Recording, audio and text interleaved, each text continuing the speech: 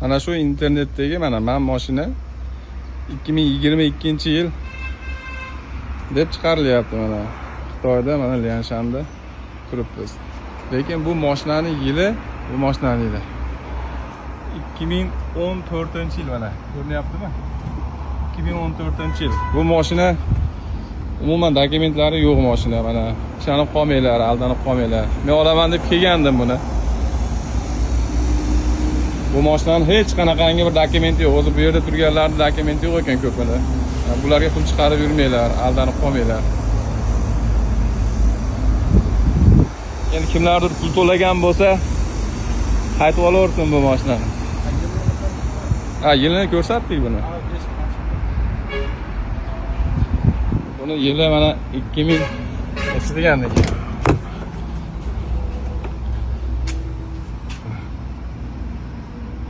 2022-yil. Deb bosgan. Aynalar 14 bo'lib yotibdi. 13, 14. Yangi qilgan mashina. Eski mashina xullas.